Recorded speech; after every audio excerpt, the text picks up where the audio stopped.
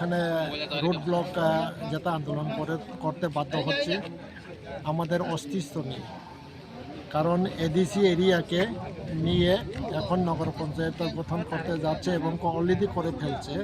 31শে December notification বাইর হয়ে গেছে, ফাইনাল নোটিফিকেশন।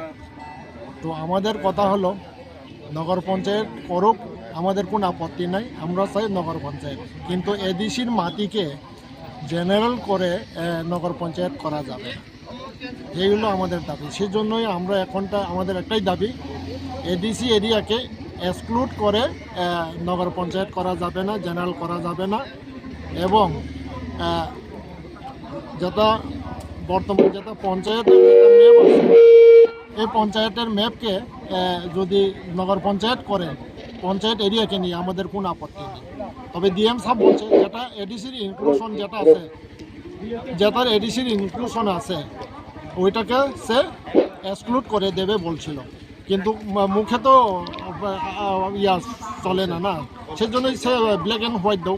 এবং আমাদের আর একটা দাবি হলো যে 4টা ডিপার্টমেন্টকে নিয়ে একটা স্পট ভিজিট করুক এবং তারাই সীমা নির্ধারণ করুক যে এডিসি এরিয়া এবং যে পঞ্চায়েত এরিয়া, এরপরেই ওইটা সংশোধন করে ওইটা যেন এডিসি এরিয়াকে যেন ইনক্লুশন করা না হয়। সেজন্য আমাদের এই আজকের যে হিয়ারিংয়ের সময় ডিএম সাহেব আপনাদের কি বলেছিল? হিয়ারিংয়ের সময় ডিএম সাহেব একটা এক্সাম্পল দিয়েছেন। এখন যে ভারত এবং বাংলাদেশের যে বর্ডার, ওইটাকে চেঞ্জ করার কারোর ক্ষমতা নেই। এবং যদি কেউ ইচ্ছা করে বাংলাদেশে গিয়ে তারা বাংলাদেশের নাগরিক হতে পারে এবং বাংলাদেশের লোক ইন্ডিয়াতে এসে নাগরিক হতে পারে, কিন্তু বাংলাদেশ বর্ডার এবং ইন্ডিয়া বর্ডারকে চেঞ্জ করার কারোর ক্ষমতা নেই। তো সেজন্য আমরা এখন বলছি যেমনটা এখনটা যারা আগে এডিসি এরিয়াতে তাদের জায়গা জমি ছিল ওইটা তাদেরই থাকবে এবং ওইটা এডিসি এরিয়ার মধ্যেই থাকবে।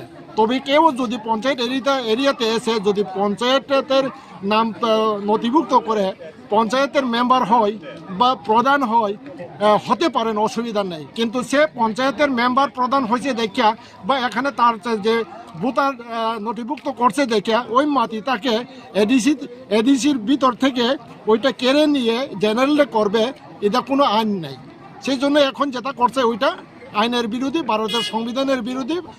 ভারতের সংবিধানকে তারা মান্যতা দিচ্ছেন না।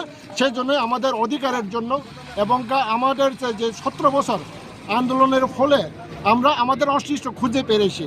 আপনারা জানেন কি না জানি না, আগে বলতাম আমাদের স্বর্গীয় মুখ্যমন্ত্রী নৃপেন চক্রবর্তী এক সময় এই রাজ্যের জনজাতিরা সংখ্যাগরিষ্ঠ ছিল, কিন্তু ওইটি রাজনৈতিক কারণে ওইটা সংখ্যালঘু হয়ে গেছে।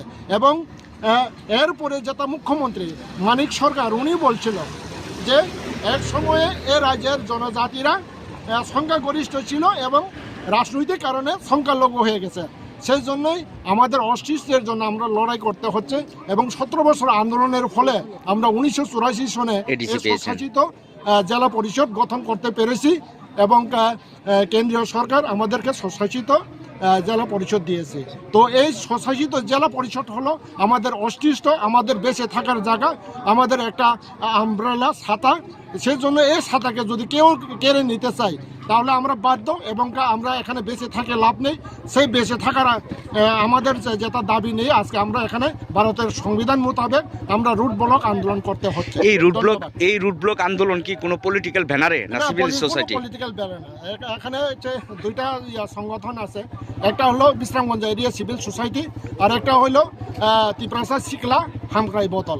আমরা যৌথভাবে এলাকার মানুষকে নিয়ে এবং তিপ্রাসাদের অস্তিত্ব নিয়ে আমরা এখানে রুট ব্লক করতে যাচ্ছি এবং করছি। কতক্ষণ চলবে? এটা অনির্দিষ্ট, যতদিন পর্যন্ত আমাদের দাবি না মানে ততক্ষণ পর্যন্ত আমরা এই রাস্তায় পরে থাকবো এবং এই রাস্তায় পরেই আমরা মরবো। আপনার নামটা? ধন্যবাদ। আমার নাম বিচিং দেব বর্মা।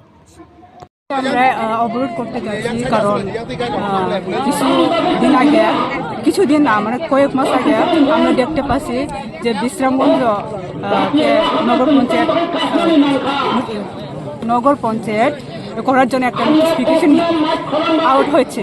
তো আমরা দেখতে পাচ্ছি নগর পঞ্চায়েত করা হোক, এটাতে আমরা কোনো আপত্তি নেই, কিন্তু যেটা এডিসি এরিয়া আমাদের যে এডিসি আন্ডারের যে ল্যান্ড এই লেনকে অকুপাই কইরা মানে হস্তক্ষেপ করে যদি নগর পঞ্চায়েত করতে চেষ্টা করে তাহলে আমরা আপত্তি থাকবো। আজকে কয়টা থেকে চলছে এই রুট ব্লক? সকাল 8টা থেকে। কয়টা পর্যন্ত চলবে? শেষে তো টাইম লিমিট নাই, কারণ এখন পর্যন্ত যতক্ষণ অব্দি আপনার ডিমান্ড না পূরণ হয়। আপনারা বর্তমানে কোন জায়গাতে রুট ব্লক করছেন আজকে? এটা পুষ্করবাড়ি, বিশ্রামগঞ্জ পুষ্করবাড়ি, ন্যাশনাল হাইওয়ে। আপনারা কোন দলের পক্ষ হয় নাকি কিসের পক্ষ আমরা হয়? লোকাল হিসাবে আমরা এখানে, আমরা কোনো পার্টিকুলার না এখানে, আমরা বিশ্রামগঞ্জ বাসিন্দা লোকাল হিসাবে আমরা এখানে গ্যাদারিং করছি। Thank you.